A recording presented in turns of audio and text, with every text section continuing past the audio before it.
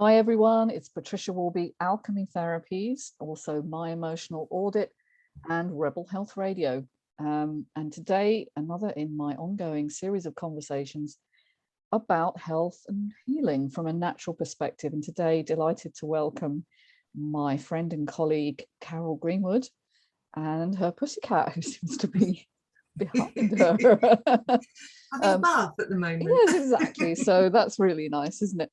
And Carol is, besides being an all-round fabulous person, obviously, a specialist chrysalis effect practitioner, a well-being coach, body worker, Reiki practitioner, and someone who specializes in myofascial release. But today we're going to be talking a little bit off-piste, aren't we, Carol? More about kind of the culture that we live in and where we think perhaps we are going slightly wrong, and we're seeing such high rates of mental health problems and anxiety and so on. Starting, I guess, with how children are raised in our culture. I know we were having a conversation the other day. So what's wrong with the way we raise children currently, would you say? It's almost quicker to say what's right and the way I feel. One thing that I think is critical is the way communities don't really exist. And that's even down to community in the family. Both parents have to work. It's not even a choice thing now. People have, in most cases, most parents have to work. And if you haven't got a constant parent around, you're not learning how to adult. You're learning how to adult from your peers who are equally learning how to adult from you. And it's not a helpful, supportive, guided situation. We've also got the fact that unfortunately, even if you're with your parents, either you or your parents really aren't there, because it's just, yeah, all right. And I think this is a great loss to not just the kids, but to parents as well. Because without having that deep connection every day, you're actually it's very difficult to parent your children because you don't really know them. And then in schools, the emphasis is on testing and attainment and achievement, not on social skills at all. I mean, when the most important thing we should be learning is how to listen. And we're talked at, we have to try and concentrate and absorb, but we don't listen and we don't question, which is another critical skill that it's lacking. So you end up with accusation and not hearing the other person and escalation of what's usually just a tone of voice issue. And lack of grandparents around for that additional support. And yet throughout every study which affects education, affects law, affects policing, and they all know about it, the importance of the value of grandparents, but they're usually not around. Or if they are, in my situation, my grandparents both spent time living with us. My mother was so unsupported that it exhausted my mother. And I ended up, when I was a little older, doing care and having my beautiful, darling grandfather who had lost continence. One hot summer in my bikini, had to go and change him. And I always did it from behind to try and preserve our relationship. And the poor bugger sat down on my shoulder, which wasn't very nice. So, because that lack of community support as well. So, and then you've got also the additional pressures of social media, and without a real guide of a real adult in your life, that becomes quite a powerful influence, which it shouldn't be. Becomes a bit sick, actually. I think, kids looking more to their peers and to what social media says they should be doing to compete with each other, or to kind of keep in step with each other, which their brains are designed to do, without the mediating influence of an older person who's kind of been there, done that, and understands that that's just ephemeral. It's not kind of something you should align with on a permanent basis. You've touched on so many things there. I've written a few notes. Okay, so just to kind of backtrack a little bit, because you in 5 or 6 minutes you just encapsulated so much. Thank you so much. Yeah, this is my broad picture. What do you want to pick out? Yeah. So the lack of community is really key, I think. And so children are growing up more connected to their peers than they are to a wider family or even community influence. So I think there's that going on, and so the stabilization is missing. The other thing you said about listening, about also being heard. I think, so few of us are really heard in this culture, and the polarization, therefore, that develops from that. You're wrong, I'm right.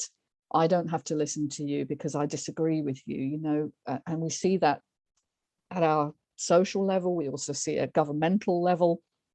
The way we're governed is very polarized. And, we're not getting the right messages, really, of mutual responsibility. We have a mutual responsibility to each other to take care of each other, like what you were saying with your grandfather. It falls to individuals now to take care, either through their job roles or through accident of birth. They happen to be the only daughter or son that can take care of an elderly parent. And it's a huge burden on one person, isn't it?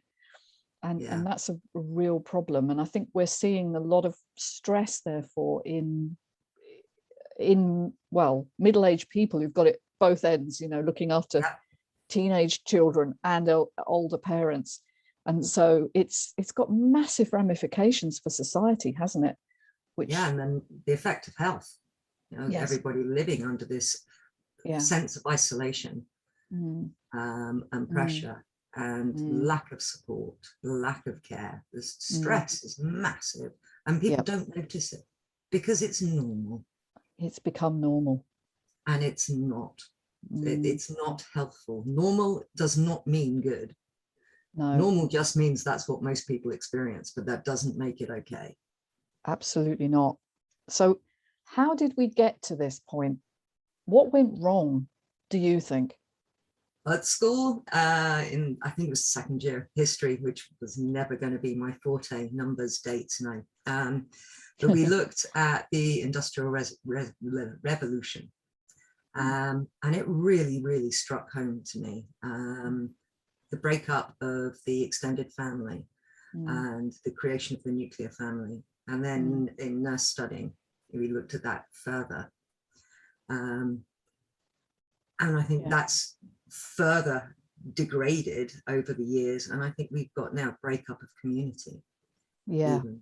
But it actually started with the farming revolution.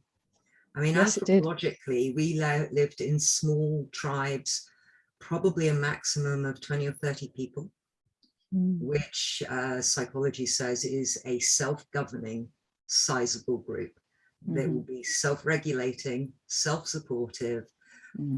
Once you get bigger, I can't remember the numbers. Are you aware of them? I thought the limit was, well, they sort of said over 100, you start to lose connectivity. Yeah. And you end up risking dictatorship in some form. Yeah. Yeah, that something like that. Yeah. Then we went into farming, but we still had community, although communities were growing bigger. Yeah. And we started getting into the governance dictatorship type situation. I'm not meaning dictatorship as in bad dictatorships, but you need a leader. Yeah. But so that's the kind of world history. But biologically, we've still not caught up with the farming revolution, let alone the industrial revolution, let alone what on earth you call what's going on right now. We are built for connection with, and that's not just in conversation, it's actual physical connection, visual connection. We have to be physically in proximity to each other. to Mm-hmm. really stimulate these mirror neurons, Mm. which help us with empathy and understanding, improve communication. Mm. And all of it's being eroded, and so horrifically, over the last 18 months, 2 years, Yeah. with the Yeah. current climate, Mm. global events. Mm. Yeah, it has been, hasn't it? And it's been, I think, quite eroding on a quite a subtle.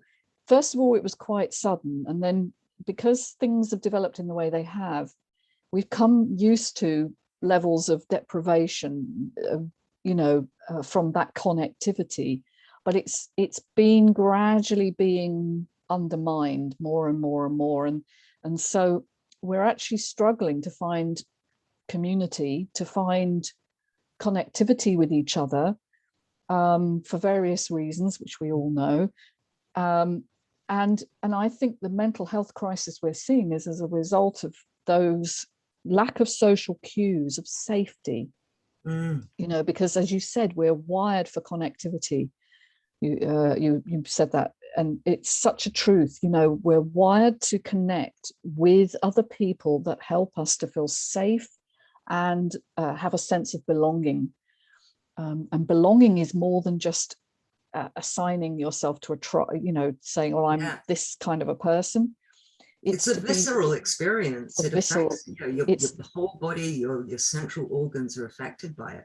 Yeah, it's a felt sense, absolutely visceral felt sense through the vagus nerve, which is that long nerve that innervates from the back of your brain all the way down through the internal organs, and also, interestingly, up into the head, neck, and face, which is what we're doing now, you and I, is we're connecting with smiles and smiley eyes and generally nodding, that kind of connectivity that says, yes, I'm here, I'm listening, I'm here for you.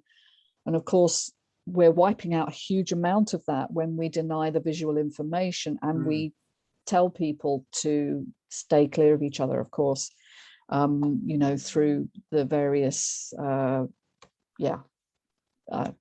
don't even want to go there, but yeah. Only being able to see somebody's eyes. Yes, if you've got somebody like me who really smiles with my eyes, you can tell actually, whether I'm smiling or not. You can. But a you lot can. of people, I have exceptionally expressive eyes. You do. Lots of people don't, and so no, they're flat. Yeah, that is a nice smile. Yeah, that's not a nice smile. no. But we need to see the whole face to be able to really connect with people. So it's very, very hard for a lot of us right now. And particularly, I have to say, because I was out with a friend yesterday who's partially deaf, and she uses facial recognition to hear. She lip reads. And it was another really difficult time going into shops and trying to order stuff and inquire about things. But even if you're not hard of hearing, I think, there is so much we're missing out on right now in terms of connectivity. Now, it isn't just to help us feel safe, of course, that's the main thing, but it also, as you touched on, helps us to feel well. Yeah. Because it has this visceral connection via the vagus nerve, we're actually being inspired to heal, to rest, to digest, to sleep well, to digest well, and so on. And so it isn't just a mental health problem. This is a physical issue which we're creating, a lot That's more. really going to show up in the physical side, but it just takes longer. It does take a little bit longer, that's right. And the total lack of mental health care because of the lack of understanding of why, the root cause, and total lack of funding. If you're not in a position where you value your health above buying a new iPhone or having a coffee every day, most people they don't value their health like that. They'd rather buy a Starbucks every day or buy a new iPhone every 18 months or a year. Or a Netflix. Or invest in their health and well-being by seeing an appropriate therapist. But also the way the media is, it denies good therapists. NHS are the only people, you've got to trust your GP. Nobody else, they're all quacks. yeah, actually so not right, so not true. Mm. And so There's even the if yeah. people are ready and would invest, a lot of people don't know about it, or how Mm. or what they need to do to support Mm. their well-being. All right, so let's talk about that. So we've kind of moved from where children are coming from. All right, so designed to connect, not able to connect, highly anxious society, developing probably early signs of stress in their bodies through allergies, skin issues, gut issues, and so on. What would you say to anyone going through that kind of dysregulation of their nervous system, like an upset in their nervous system that is physical? What do we need to do to learn to heal? I think one of the most useful things that is easiest to do is to remember this will pass. Mm, So you don't get caught up and wrapped up in that mm, feeling. yeah, the Feelings are meant feeling. to be felt, but they're Mm-hmm, transitory. You know, mm-hmm, you watch something on television and it makes you very angry that how very there's injustice, but mm, actually over time that will mm, settle, and you can then put that into action if you wish and write a letter mm, to your MP or whatever. You can do something about it. mm, mm, So in the same way, this will pass, and then mm, what can I do about it? Well, first you have to identify what's causing that mm, unpleasant feeling, and mm, you have to be open and honest and real. And often talking with somebody else is what you need to feel safe and to be able to process efficiently, rather than what we tend to do is go to the first answer that comes to mind and stick with it, and not actually dig deeper and deeper, and possibly avoid the truth, because the truth is even more uncomfortable and we don't like doing that. It's a human thing. um, so having somebody trusted, and I mm, think if you're a young person, I don't know what options there are other than your peers, that you, for somebody you feel safe with, mm, somebody you really would like, somebody with wisdom, mm, um, and wisdom not to tell you what to do, but mm. wisdom to ask you the right questions, Oh, uh, beautiful. and discover for yourself, trying to find your feet. And you pretty much consider yourself an adult, and grown up. Mm, I reckon for most people that's around the age of 15, 16. mm, You know more than any grown-ups do, because they don't have a clue what's going on in the world. Not entirely the case, but you've got no income, you've got peer support, you're trying to be okay. So who mm, you are going to turn to? And you may have a counselor at school, but they're counselors, and that has the association of a problem, which is hard to admit, mm, and not always the most appropriate support you've got. I would love to see coaches in school, mm, mm, uh, because a coach can teach these young people how to healthfully sort mm, themselves out, because mm, we have all the answers inside us pretty mm, much.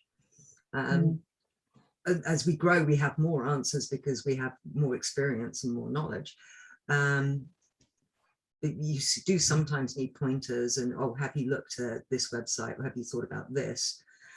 So this is where well-being coaching is better than just pure coaching and life coaching, because we're allowed to give, with permission, a little bit more information. But I think if we could get coaches into schools, funded not by the kid themselves, mm, because where are they going to get the money from? And it mm, could well be that actually the parents are not invested, so they're not going to pay for it. So it really does need sort of central funding. But I think this mm, would be a lovely way to try and help create support and create community. Because mm, if you can show somebody how critically healthful and how wonderful community can be, they'll mm. find their own. I agree. Yeah. Rather than saying, right, we are the community of sports people, we are the Mm, community of artists, we are the community of grunge music. People will find their own, and they'll find their own feet and way through. mm.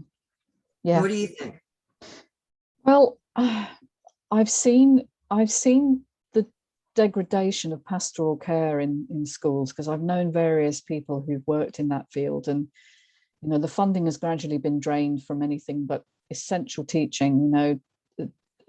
Teaching assistants used to often provide that role, but there were also people who would go in on a sort of coaching basis and just be there for kids to talk to, which is really important. But that's gone largely in this push, this drive to create children who just know an awful lot about very little, to pass exams, to become, high achievers in the world of work, instead of having this critical thinking, which, by the way, you mentioned earlier and I didn't pick up on, but the ability to think critically, to be able to evaluate different sources of information and make your own decisions where you belong, Emotional and intelligence, really, isn't it? emotional Rather intelligence, than exactly, IQ, EQ. which is what we're not teaching kids, how to evaluate how they feel in a compassionate way, without judgment, without having to fix the problem, but to notice that their emotions are important and giving them important information. And this starts in primary schools. What do you want to be when you grow up? Yeah, I know. I want to be happy.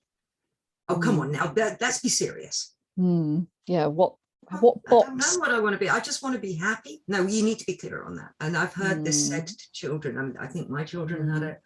I'm pretty sure I had it.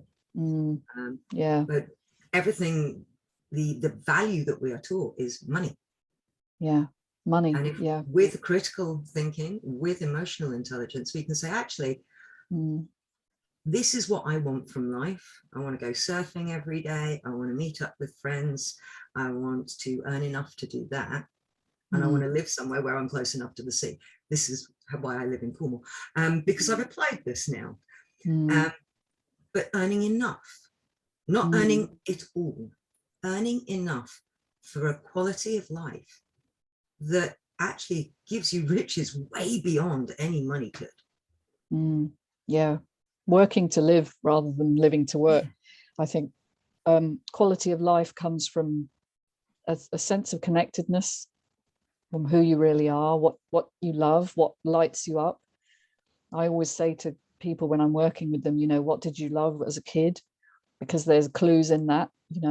Being outdoors is often what people say. Oh, I used to be on my bike all the time, or I used to be racing around, and they're doing jobs where they're indoors all the time and they're sort of working on computers all day, every day. And it's like, is it any wonder that you feel disconnected, ill, lacking energy? Because we're not designed to work this way. We need to have much more of a sense of play in our lives, a creative impulse. So, and that might sound like a far-fetched thing, because we all have to pay our mortgages or our rent or whatever. But that's the way society has been created. This isn't a fixed thing. This can be changed. We can learn to live in a different way, where we earn differently. Well, one possibility is, you've got to pay your bills. So you do need that desk job. But can you do that part-time and do the job that you're passionate about part-time? And combining the two, maybe you get a better work-life balance, although you're running two jobs now. Yeah, that's what I did. It worked really well for you, didn't it? Yeah, for a long time. But I think there was also a nervousness about committing full time to what I really loved as well. But I think that's natural and normal when you've come from a culture that I grew up in, where my mother's famous line was, but is it safe? Is it safe to give up your job? And won't you be destitute? So that there was always the exaltation of fear, and so I kind of absorbed that. So there was a lot of fear in my choices as well. But when I finally did give up the desk job, it took a couple of years for me to feel really safe and secure doing what I do. I mean, probably actually 3, if I'm honest. To really establish what I do and to feel like I'm not going to be destitute. Although, recent events have also scared the hell out of a lot of us. So I think you see, both of us still do two different jobs, really, because we Yes. both still do the body work. Yes, we do. And we both do the coaching. And Yeah. it's part of the reason I wanted to do coaching right from the beginning was because I thought, oh, my hands are not going to last forever. And actually, there are other reasons as well, but I never want to stop. No, me neither. Because it's so amazing, the transformations, and then it's nourishing work.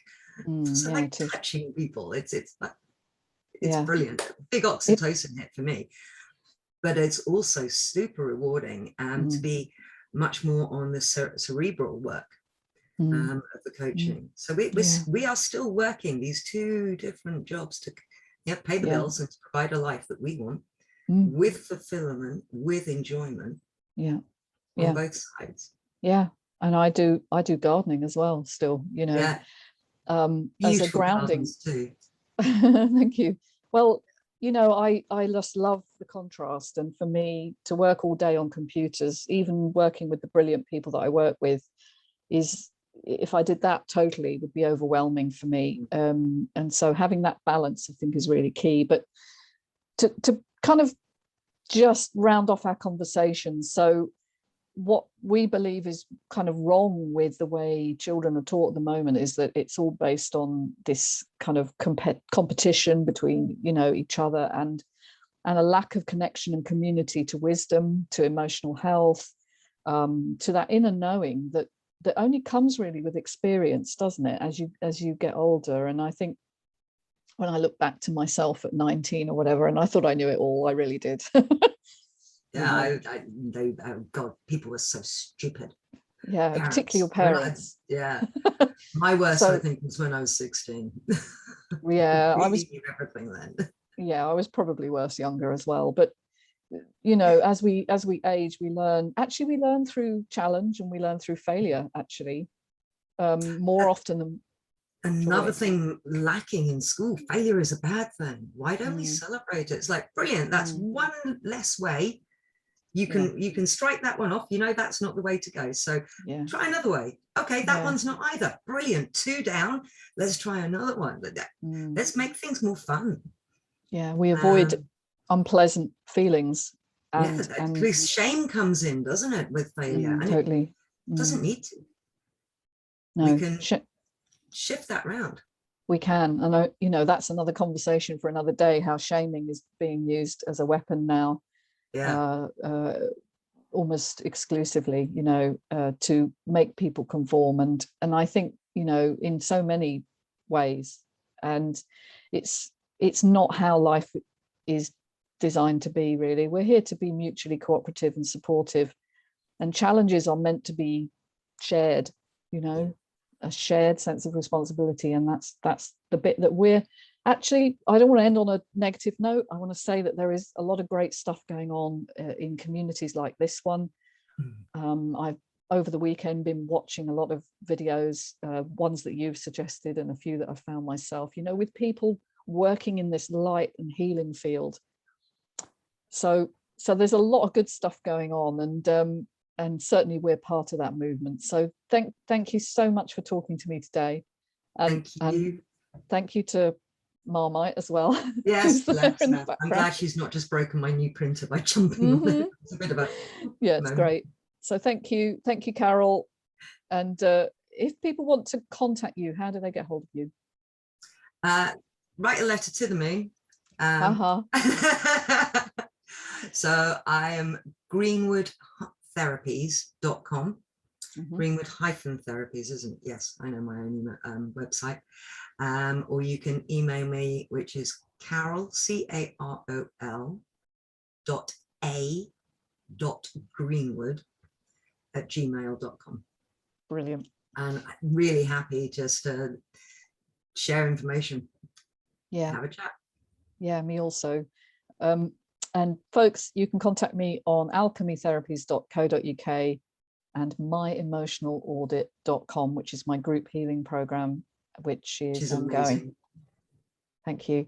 All right, take care. Bye for now, everyone. Have a lovely day. Thank you.